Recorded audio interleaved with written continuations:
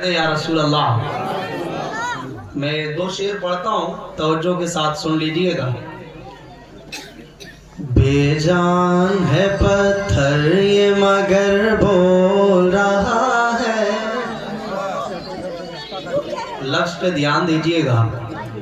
بے جان ہے پتھر یہ مگر بول رہا ہے، بے جان ہے پتھر یہ مگر بول رہا ہے، بے جان ہے پتھر یہ مگر بول رہا ہے، بے جان ہے پتھر یہ مگر بول رہا ہے، بے جان ہے پتھر یہ مگر بول رہا ہے، یہ نعت شہیدی کا اثر بول رہا ہے، بے جان ہے پتھر یہ مگر بول رہا ہے، یہ نعت شہیدی کا اثر بول رہا ہے۔ مچل کے کہتے ہیں سبحان اللہ۔ اور جنت کا نظارہ ہے میرے گھر میں اے فیضی، جنت کا نظارہ ہے میرے گھر میں اے فیضی، جنت کا نظارہ ہے میرے گھر میں اے فیضی، جنت کا نظارہ ہے میرے گھر میں اے فیضی، جنت کا نظارہ ہے میرے گھر میں اے فیضی، زندہ ہے میری ماں میرا گھر بول رہا ہے، بے جان ہے پتھر یہ مگر بول رہا ہے، یہ نعت شہیدی کا اثر بول رہا ہے۔ مچل کے کہتے ہیں یا رسول اللہ۔ آج کسی کے شادی کے موقع پر یہ محفل رکھی گئی ہے، کبھی محفل کسی کے فاتحہ کے ٹائم رکھی جاتی ہے، کبھی محفل کسی عقیقے کے ٹائم پہ رکھی جاتی ہے، کبھی محفل میلاد شادیوں کے موقع پر رکھی جاتی ہے۔ حضرات محترم، آخر یہ سارے کام ان موقعوں کے ساتھ کیوں جڑے گئے؟ آخر نکاح کے ساتھ محفل کا انعقاد کیوں کیا جا رہا ہے؟ عقیقہ رکھتے ہیں تو غلامان مصطفیٰ کیوں میلاد مصطفیٰ بنا لیتے ہیں؟ اگر کسی کا انتقال ہوتا ہے تو مصطفیٰ جان رحمت کا کلمہ پڑھنے والے آخر کیوں اپنے گھر پر مصطفیٰ کے ذکر کی محفل بنا لیتے ہیں؟ کوئی خوشی کا موقع آتا ہے تو آخر کیوں میلاد مصطفیٰ منا لیا جاتا ہے؟ آخر ان ساری چیزوں کے پیچھے وجہ کیا ہے؟ یہ چمک دھمک، یہ لائٹنگ، یہ سارا انتظام و انصرام آخر کیوں کیا جاتا ہے؟ یہ حضرات محترم کسی عاشق کے دل سے پوچھیں تو وہ جواب یہ دیتا ہے کہ ہم نبی پاک سے محبت کرتے ہیں، اس لیے ہر غم میں ہر خوشی میں حضور کو یاد کرتے ہیں۔ مچل کے کہنا سبحان اللہ کہ ہم حضور سے محبت کرتے ہیں، اس لیے اپنے خوشی اور غم میں حضور کو یاد کرتے ہیں، اپنے گھر پہ چراغاں کرتے ہیں، اپنے گھر پہ محفل رکھتے ہیں۔ لیکن حضرات محترم، یہ آپ کی محبت کا تقاضا ہے کہ آپ مصطفیٰ جان رحمت کا ذکر منانے کے لیے محفل کو سجاتے ہیں، لیکن اللہ رب العزت کیا فرماتا ہے؟ حدیث قدسی میں اللہ رب العزت کی حدیث قدسی ہے کہ لولا کا لما خلقت الدنیا لولا کا لما خلقت الافلاق، اے محبوب اگر آپ کو پیدا کرنا مقصود نہ ہوتا تو میں دنیا کو ہی نہ بناتا۔ مچل کے کہنا سبحان اللہ۔ اللہ فرماتا ہے کہ اگر آپ کو پیدا کرنا مقصود نہ ہوتا تو میں دنیا ہی نہ بناتا، سورج بھی نہ چمکتا، چاند بھی نہ دمکتا، ستارے بھی نہ ٹمٹماتے، ساری چیزیں کیوں ہوئی؟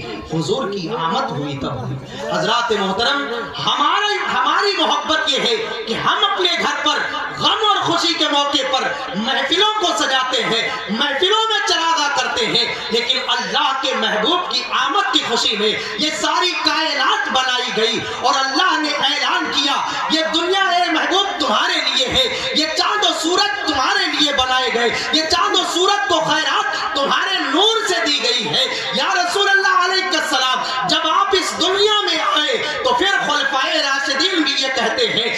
رسول اللہ یہ جان تمہارے لیے ہے۔ عثمان غنی کہتے ہیں یا رسول اللہ یہ مال و دولت تمہارے لیے ہے۔ عمر فاروق اعظم کہتے ہیں یہ عدالت تمہارے لیے ہے۔ مولا علی کہتے ہیں میری شجاعت تمہارے لیے ہے، میری اولاد تمہارے لیے ہے۔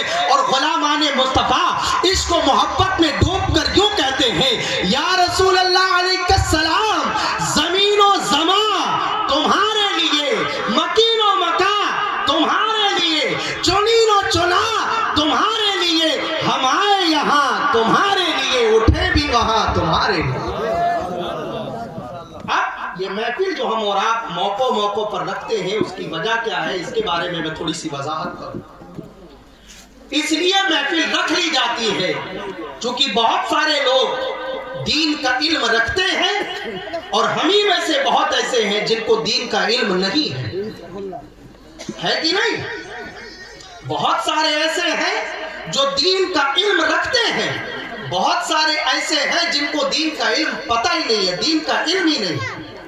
تو اب ان موقعوں پر میلاد مصطفیٰ رکھانے کے پیچھے ایک مقصد ایک جڑا ہوتا ہے یہ کہ جب کسی کے انتقال کے موقع پر محفل رکھی جائے گی تو ہم سے ناجائز اور حرام کام نہیں ہوگا، ہمارے عقیدے میں کوئی خرابی نہیں آئے گی، ہم یہ نہیں کہیں گے کہ اب گھر سے روحانی نکل رہی ہے، نہیں، بلکہ ہم ایصال ثواب کی محفل رکھ کر اور علماء کو بلا کر یہ سیکھیں گے کہ جب ایصال ثواب کیا جاتا ہے تو مردے کو اس کے اجر میں رحمتیں اور برکتیں ملتی ہیں، اس کی مغفرت کی جاتی ہے، اس کے درجے بلند کر دیے جاتے ہیں۔ ایسے ہی جب خوشی کے موقع پر، عقیقے کے موقع پر محفل رکھیں گے تو ہم نے کتابیں نہیں پڑھی، ہم نے مدرسہ نہیں دیکھا، لیکن جب محفلیں رکھی جائیں گی علماء آئیں گے تو ہمیں یہ بتائیں گے کہ جب بچہ پیدا ہوتا ہے اس کی خوشی میں اللہ کو راضی کرنے کے لیے اس کے شکریہ میں جو جانور ذبح کیا جاتا ہے اس کو عقیقہ کہتے ہیں۔ کسی کو بلا کر ناچ گانا کرا دینے کو عقیقہ نہیں کہتے، بلکہ اللہ کو خوش کرنے کے لیے، اس کو راضی کرنے کے لیے، اللہ کی دی گئی نعمت پر شکر کرنے کے لیے جو جانور ذبح کیا جائے اس کو عقیقہ کہتے ہیں۔ اب اس کے ذریعے سے فائدہ کیا ہوگا کہ آپ بہت ساری فضول چیزوں سے بچ جائیں گے۔ ایسے ہی جب نکاح کی موقع پر محفل رکھی جائے گی تو ہم سیکھیں گے کہ آخر نکاح کے ذریعے سے ہم کو کیا کیا ملتا ہے، نکاح کے شرائط کیا ہیں، نکاح میں ہم کو کیا برکتیں ملتی ہیں۔ حضرات محترم، نکاح جب کیا جائے گا، اس موقع پر محفل رکھی جائے گی تو اب ہم کو سمجھ میں آئے گا کہ حضرات محترم نکاح تو ایک عبادت کا نام ہے، نکاح تو ایک سنت کا نام ہے، نکاح تو ایک فرض کا نام ہے، نکاح تو قرآن کے ایک حکم کا نام ہے۔ اور جب محفل نہیں رکھیں گے تو ہم یہ سمجھیں گے کہ جناب ڈی جے منگا لیں، گانے بجا لیں، عیش کر لیں، طرح طرح کی رسمیں ادا کر لیں، یہی شادی ہے۔ حضرات محترم شادی اس کا نام نہیں ہے۔ اللہ رب العزت ارشاد فرماتا ہے سورہ نساء میں فَانْكِحُوا مَا طَابَ لَكُمْ، تم نکاح کرو جو تمہیں پسند آئے۔ بچل کے کہنا سبحان اللہ۔ نوجوان لوگ بڑے دھیان سے سنیے گا، جب کبھی نکاح کی محفل ہوتی ہے، خطبہ نکاح ہوتا ہے تو سارے لوگوں کے دل میں جو ابھی غیر شادی شدہ ہے ان کے دل میں آرزو ہوتی ہے کہ امام صاحب دعا کر دیں ہمارے لیے، بلکہ بہت ساری جگہوں پر تو صحرے کو ٹچ کیا جاتا ہے کہ ان کو لگا دیا جائے، ان کی بھی شادی ہو جائے گی۔ ایسا ہے کہ نہیں ہے؟ ایسا ہے کہ نہیں ہے بھائی؟ فرقان بھائی نظر نہیں آ رہے، ایسا ہے نا؟ ہاں، بہت ساری جگہوں پر ایسا ہوتا ہے۔ حضرات محترم ایسا نہیں ہے کہ کسی دولہے کے پھول کو لگا دے تو آپ کی شادی ہو جائے گی، نہیں، بلکہ جب ان محفلوں میں، برکت والی محفلوں میں بیٹھ کر آپ دعا کریں گے، یہ مقبولیت کا وقت ہوتا ہے، اللہ تعالیٰ آپ کی دعا قبول فرمائے گا، شادی کے اسباب پیدا فرما دے گا۔ تو یہ محفل رکھنے سے فائدہ ہوتا ہے۔ اب اللہ ارشاد فرماتا ہے فَانْكِحُوا مَا طَابَ لَكُمْ، تم نکاح کرو جو تمہیں پسند آئے۔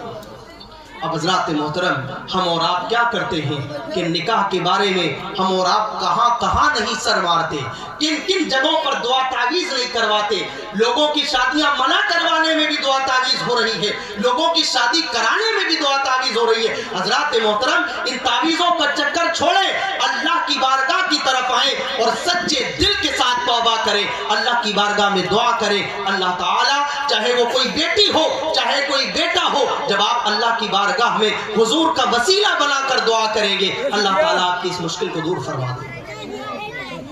और आगे सुने, निकाह कितनी बाबरकत चीज है। हमने आपने क्या सोचा कि जनाब जब तक हम लाख रुपया कमा नहीं लेंगे शादी नहीं करेंगे। हमने क्या सोचा, हमारी इनकम बहुत कम है, शादी अभी नहीं करेंगे। अभी तो जनाब 50,000 इकट्ठा हुए हैं, अभी और इकट्ठा कर ले तब शादी करें। और कभी कभी परेशान होते हैं कि जनाब अभी हमारे घर में टाइल्सें नहीं लगी हैं, अच्छा प्लास्टर नहीं हुआ है, रहने को तो घर है लेकिन अच्छे अंदाज में भी फर्श नहीं पड़ पाई है, अभी निकाह नहीं करेंगे। हजरात मोहतरम याद रखिएगा, निकाह के लिए बहुत ज्यादा अच्छे मकान का बना होना शर्त नहीं है, निकाह के लिए बहुत ज्यादा मालो दौलत का होना शर्त नहीं है। अगर आप एक औरत का खर्चा संभाल सकते हैं, उसका नानो लफका संभाल सकते हैं, तो आपके ऊपर निकाह करना जरूरी हो जाता है। अगर आप निकाह न करते हुए गुनाह से बच सकते हैं, ऐसे आलम में निकाह करना आप पर सुन्नत वाजिब होता है। लेकिन अगर आप गुनाह से नहीं बच सकते हैं, अल्लाह ने आपको मालो दौलत से भी नवाजा है और आपको पता है कि निकाह नहीं करेंगे हमसे गुनाह हो जाएगा, ज़िना हो जाएगा, ऐसे आलम में आप पर निकाह करना फर्ज हो जाता है। ऐसे आलम में आप पर निकाह करना फर्ज हो जाता है। हजरात मोहतरम आका करीम सल्लल्लाहु अलैहि वसल्लम ने इरशाद फरमाया कि तुम अपने रिज़्क को निकाह के जरिए से बढ़ाओ। चल के गए ना सुभान अल्लाह, अपने रिज़्क को निकाह के जरिए से बढ़ाओ। हम और आप क्या सोचते हैं, रिज़्क बढ़ेगा तब निकाह करेंगे, लेकिन हुजूर फरमाते कि तुम निकाह करो तुम्हारा रिज़्क बढ़ा दिया जाएगा। हम और आप इन चीजों पर ध्यान ही नहीं देते। हमारी और आपकी फिक्र इन चीजों से एकदम जुदा गाना है। आका करीम सल्लल्लाहु अलैहि वसल्लम की हदीस पाक का मफहूम है, मैं वो आपके सामने रखूं इससे पहले एक बात समझाना चाहता हूं। इंसान सोचता है कि जनाब हमारे पास अच्छे जो है दहेज में चीजें भी आए, हमारे लिए अच्छे अंदाज में कई गाड़ियां बुक की जाए तब बारात जाए, और अलग अलग जो है मर्सिडीज टाइप की गाड़ियां हो उसमें हमारी बारात जाए, हम आले मकान में अच्छे अंदाज में सारी सजावट करें फिर हमारी बारात जाए। हजरत मोहतरम आका करीम सल्लल्लाहु अलैहि वसल्लम इरशाद फरमाते हैं, हजरत आयशा सिद्दीक़ा रज़ियल्लाहु ताला अन्हा रिवायत करती हैं कि हुजूर ने फरमाया कि सबसे बेहतर निकाह ये है कि जिसमें निकाह में फरीक़ैन पर बोझ ज्यादा न पड़े, दोनों रिश्तेदारों पर ज्यादा बोझ न पड़े, जिस निकाह में वो निकाह बेहतर है। आज के दौर में कौन सा निकाह हो रहा है, दोनों लोग कर्जे में डूब जाए तब तो शादी, जब तक अच्छे से लंगर नहीं चलेगा तब तक शादी नहीं। हज़रात मोहतरम याद रखिएगा, वलीमे का हुक्म आपकी इस्तिताअत, आपकी दौलत के एतबार से रखा गया। कई वलीमे ऐसे हुए सहाबा इकराम के दौर में कि घी और खजूर का हलवा बनाकर वलीमे में खिलाया गया। कई वलीमे ऐसे हुए कि दुम्बे को ज़बा करके वलीमा किया गया।